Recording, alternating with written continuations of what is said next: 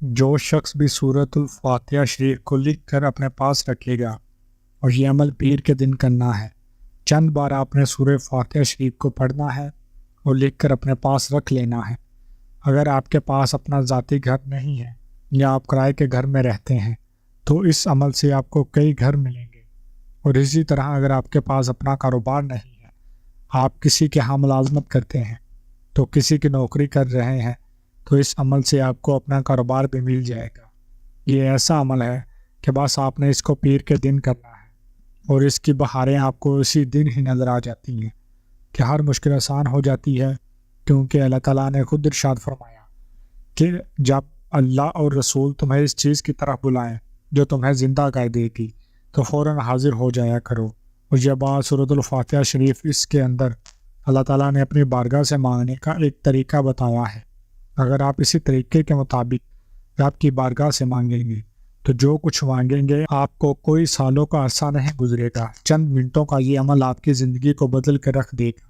جس چیز کا تصور کریں گے، جو چیز سوچیں گے، جس نیت کر کے آپ سورہ فاتحہ شریف کو لکھنے بیٹھیں گے، وہی چیز آپ کا مقدر بن جائے گی۔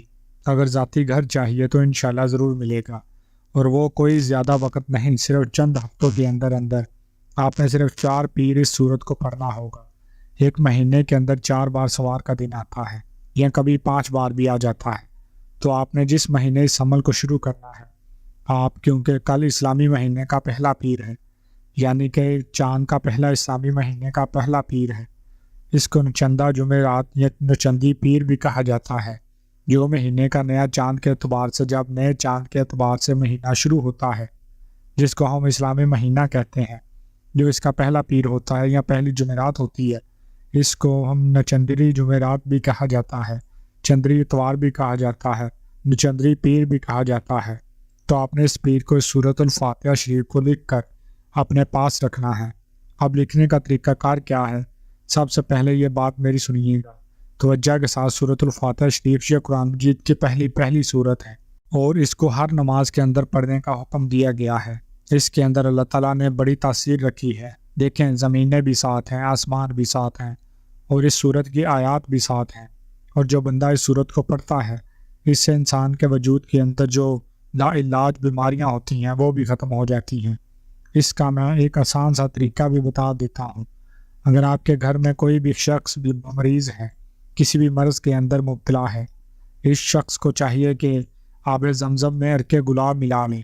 آب زمزم کے اندر عرق گلاب ملا کر اس سورہ فاتحہ شریف کو وہ شخص سفید برتن، چینی کا جو برتن ہوتا ہے، اس پر اس سورہ فاتحہ کو لکھ کر اس مریض کو اس میں پانی پلائے۔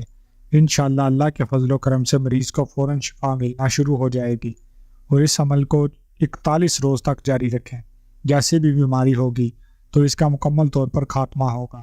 سب سے پہلا عمل تو یہ میں نے بتا دیا، کیونکہ آج کل ہر گھر کے اندر کوئی نہ کوئی شخص کسی نہ کسی مرض کے اندر مبتلا ہے۔ اگر اس عمل کو کر لیا جائے تو ہر لا علاج بیماری سے جان چھوٹ جاتی ہے۔ تو دوسرا، اس مہنگائی کے دور میں اگر کوئی شخص 5 لاکھ روپیہ جمع کرتا ہے تو وہ 5 لاکھ جمع کرتے کرتے اس نے کوئی پلاٹ دیکھا ہوتا ہے کہ فلاں جگہ پلاٹ سے مجھے 5 لاکھ یا 10 لاکھ کا گھر مل جائے گا، تو جتنی دیر میں ایک عام شہری وہ 10 لاکھ اکٹھے کرتا ہے، اتنی دیر میں اس گھر کی قیمت 15 لاکھ ہو جاتی ہے، اور جتنی دیر میں وہ 15 لاکھ اکٹھا کرتا ہے، اتنے میں اس کی قیمت 20 لاکھ ہو جاتی ہے۔ اس وجہ سے لوگ بڑے پریشان ہیں۔ تو میں نے کہا، کافی دوست احباب یہ کہہ رہے تھے کہ کوئی ایسا عمل بتا دیا جائے جس کے ذریعے ہمیں اپنا ذاتی گھر، تو اس ایک عمل سے آپ کو ایک نہیں کئی گھر ملیں گے، اور اس عمل سے کئی لوگوں کے حالات بدلے ہیں، زندگیاں بدلی ہیں۔ یہ سورۃ الفاتحہ کو عام نہ سمجھا جائے، اس کے 20 نام ہیں، ہر نام ہی بابرکت ہے، ہر نام ہی فضیلت والا ہے، اور اس کی بڑی فضیلت حدیث پاک کے اندر بھی آئی ہے، اور اس کو سبب مثانی بھی کہا جاتا ہے، القرآن بھی کہا جاتا ہے، قرآن کی ماں۔ آپ اندازہ لگائیے کہ اس سورت کو سورت شفا بھی کہا جاتا ہے، سورت الکافیہ بھی کہا جاتا ہے، سورت دعا بھی کہا جاتا ہے، کیونکہ یہ سورت اللہ تعالیٰ کی حمد و ثنا سے شروع ہوتی ہے۔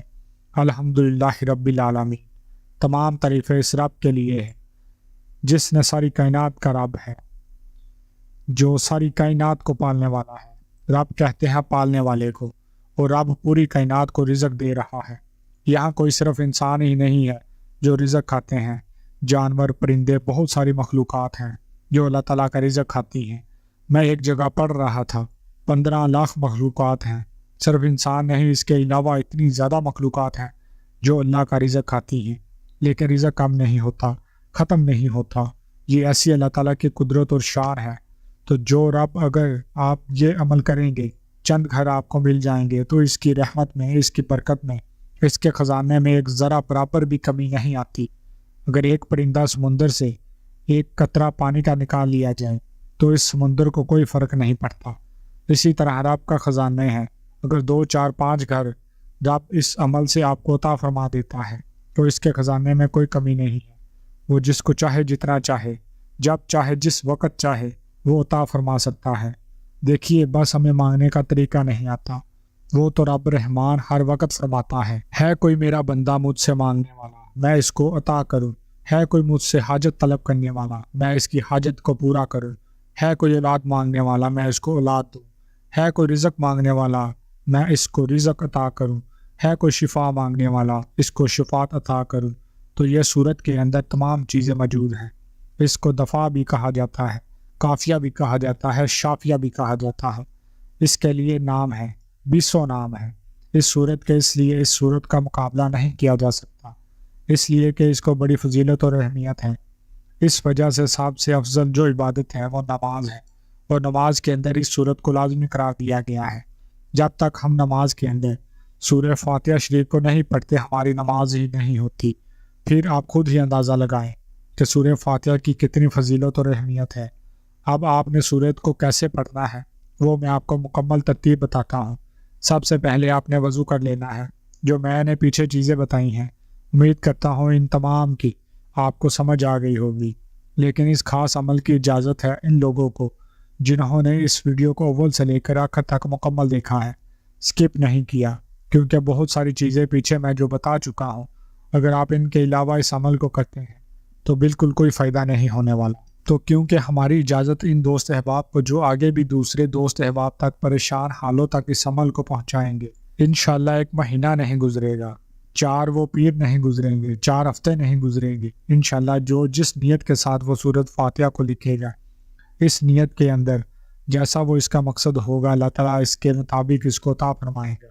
اگر اس کی نیت ہو کہ میرا قرضہ اتر جائے، میرا اپنا گھر ہو یا میرا اپنا کاروبار ہو، تو انشاءاللہ ضرور ضرور 1 مہینے کے اندر اندر اس کو یہ تمام چیزیں میسر ہوں گی۔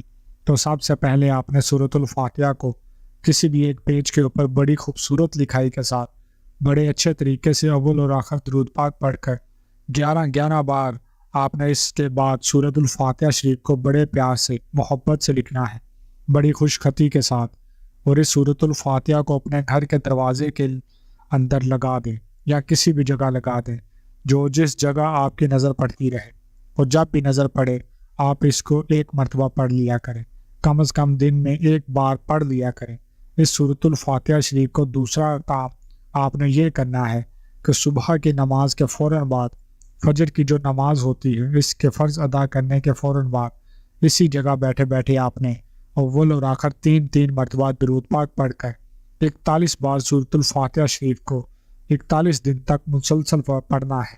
جو نیت کر کے پڑھیں گے انشاءاللہ ضرور اس کے اندر آپ کو کامیابی ملے گی۔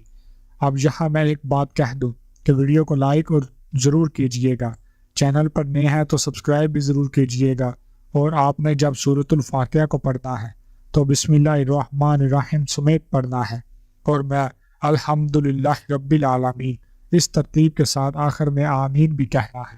والسلام علیکم ورحمۃ اللہ وبرکاتہ۔